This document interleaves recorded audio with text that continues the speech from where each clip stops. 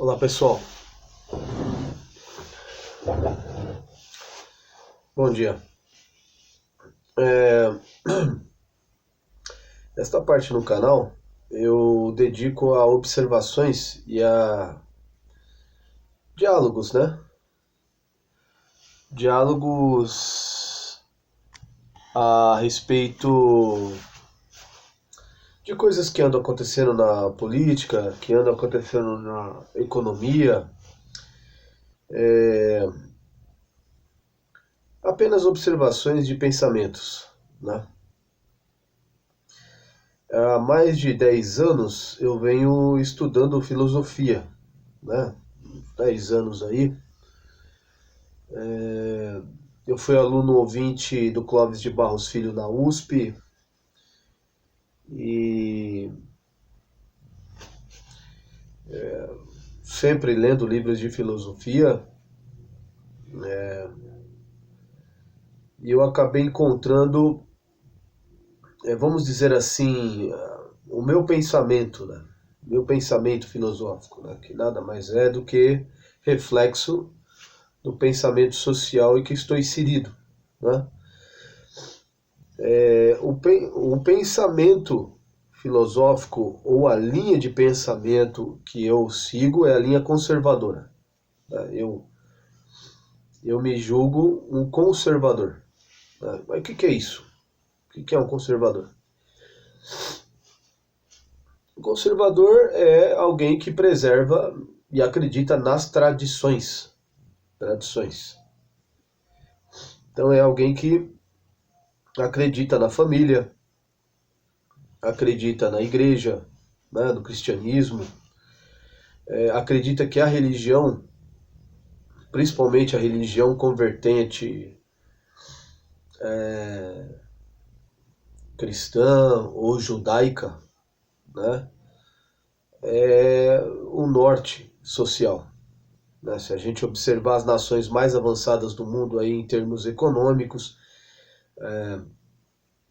a gente pode ver que essas nações elas aderiram ao cristianismo e ao judaísmo. Né? Então, são duas religiões aí que, a meu ver, trazem prosperidade. Não que as outras não tragam, né? Mas, a meu ver, o cristianismo e o judaísmo meio que alavancaram, né? Alavancaram a economia, alavancaram o comportamento social, a ética, né?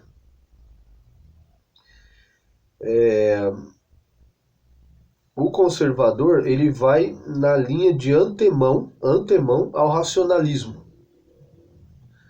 O que é o racionalismo? O racionalismo é uma linha de pensamento filosófica que acredita que a razão, né, é a força propulsora, né? Algumas linhas racionalistas, né? Algumas linhas racionalistas. Você pega aí filósofos como Descartes, Kant, Hegel, né? São filósofos que têm uma base no racionalismo. Né? O racionalismo ele bebe de fontes da filosofia, em partes, né, em vertentes da filosofia moderna, né? Modernismo, né?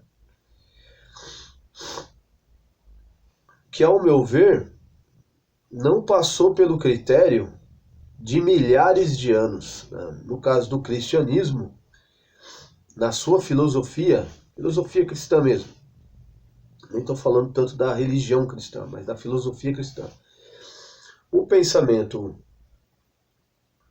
filosófico cristão, ele passou por critérios, né? Ele passou por disputatio, ou seja, ele passou por milhares de anos aí, séculos e séculos e séculos de debates até chegar a algumas conclusões, né? Desde a morte de Jesus Cristo até os dias de hoje,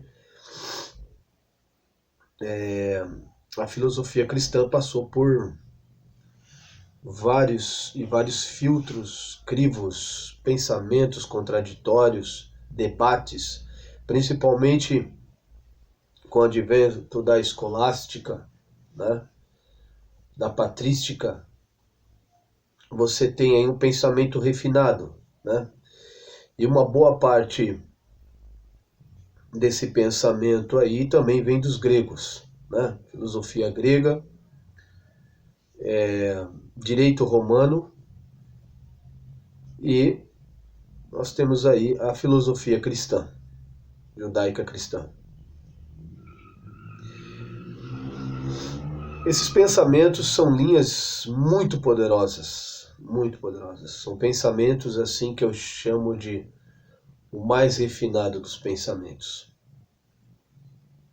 Eu vou separar uma playlist só para a gente estudar essa parte da filosofia, né? E tentar fazer aí um paralelo com o mundo atual. E geralmente, né, percebo que os filósofos que eu chamo de conservadores, né, ou conservadorismo, né, você tem vários pensadores aí da linha conservadora, como por exemplo Roger Scruton, né, na linha da filosofia, Olavo de Carvalho. Nós temos aí muitos outros. Podemos colocar aí na linha dos pensadores conservadores, né, ou de uma linha mais de direita, né, conservadora. Vamos colocar aí dos mais antigos aí, Edmund Burke, né, conservadorismo britânico. Trazendo mais para trás, levando mais para trás, a gente tem aí a linha de pensamento do David Hume, né, um certo ceticismo, né, o ceticismo de Hume. Mas todos eles bebem da fonte do ceticismo, né? Conservadorismo bebe também da fonte do ceticismo. O que é o conservador? Hoje a gente ouve muito falar assim, uma visão distorcida da realidade. Tem muita gente que comenta, né, no senso comum, de que conservador é o cara que não quer mudar. É o cara que quer preservar, conservar, é o cara que quer manter aquele status quo, né? E isso não é verdade. Isso não é verdade.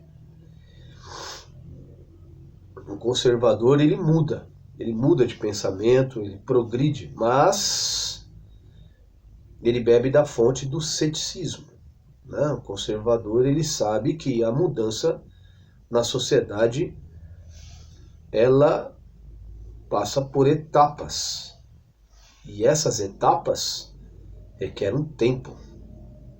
E às vezes esse tempo é séculos, às vezes é décadas. Apesar do mundo atual ter toda essa tecnologia que nós vemos hoje, nós estamos diante de problemas que o mundo atual requer do conservador uma resposta. Só que o conservador, ele prefere testar, observar a sociedade, observar os movimentos sociais para dar um diagnóstico, né? Isso em termos políticos, para um progressista é um pesadelo, né? Porque ele vai analisar ambientes sociais, partes em partes, para ver se aquela ideia... E sempre observando o passado, né? O conservador, ele é um guardião das tradições também, né? Não é que ele não vai mudar, ele muda, mas ele usa muita cautela. É a política da prudência, vamos dizer assim. O conservador é um prudente. Ele, quando alguém vem com uma ideia nova, não, vamos testar, vamos tentar, vamos para cima, vamos fazer... Ele, peraí, o que no passado passado nos diz? O que a história nos diz? Isso já aconteceu no passado? Foi mais ou menos isso? Tentaram lá? Por que o conservador valoriza tanto a tradição? Por causa que a humanidade, em sua extrema sabedoria, já passou por muita coisa, desde a pré-história até aqui. É muita experiência, muita experiência.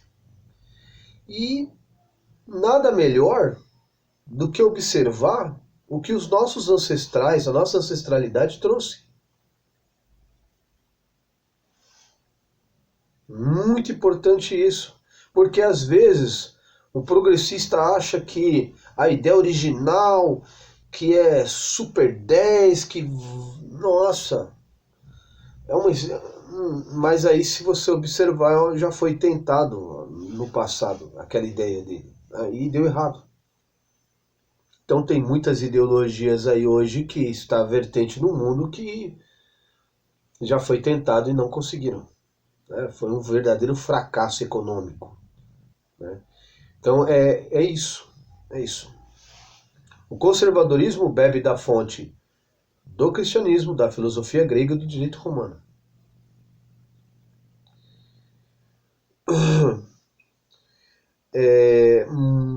Tem bases no ceticismo, né? E tem bases também no empirismo.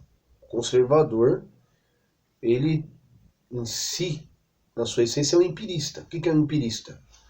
É alguém que observa a experiência, através da experiência. Conta muito. Primeiro é a prudência e a experiência. Olha aí. O que essa experiência nos mostra? Né? Numa determinada nação, num determinado local. Né? É que isso foi testado? Não, mas não tem tempo, a gente tem que fazer, tá, é emergente. Eu diria que o conservador é o último a dar a palavra. Ele é o último a dar a palavra. Ele vai analisar, ele vai observar fatos, ele vai comparar hipóteses. Né? Reza a lenda que Aristóteles diz que a sabedoria, né, o conhecimento verdadeiro, começa também com a opinião dos sábios. Né, o consenso. E o Nelson Rodrigues diz que toda unanimidade é burra. E aí ele analisa. Ele vai analisando os fatos, vai analisando as coisas. Tá? Então é isso. Só para explicar aí, então é uma série de vídeos, né, que eu vou fazer sobre filosofia. Essa playlist é de filosofia. E a gente vai estudar, né, Aristóteles, Platão, mais a linha conservadora. Né, a história da filosofia em si. Ok? Obrigado. É isso aí.